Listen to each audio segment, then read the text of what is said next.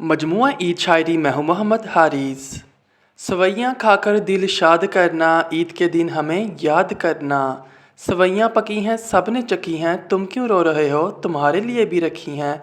ईद आई ज़माने में मेरा दोस्त गिर गया गुसल खाने में। खरगोश के मुंह में गाजर का टुकड़ा, मेरा दोस्त चांद का टुकड़ा। डिब्बे में डिब्बा डिब्बे में केक, मेरा दोस्त लाखों में एक। दूर से देखा तो गंदम की कटाई हो रही थी, पास जाकर देखा तो मेरे दोस्त की पटाई हो रही थी।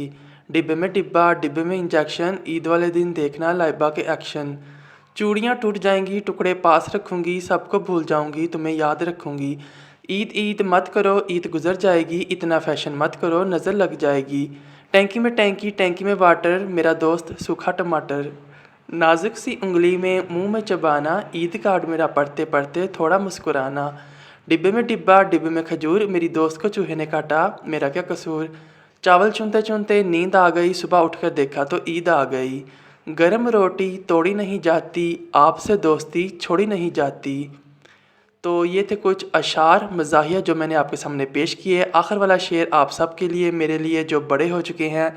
ईद का दिन और इतना मुख्तसर दिन गिने जाते थे इस दिन के लिए। मैं हूं मोहम्मद हारिस, आप देख रहे थे मेरा यूट्यूब चैनल GPS न्यू बुकनवाल। चैनल को सब्सक्राइब कर दें। अल्लाह हाफिज़।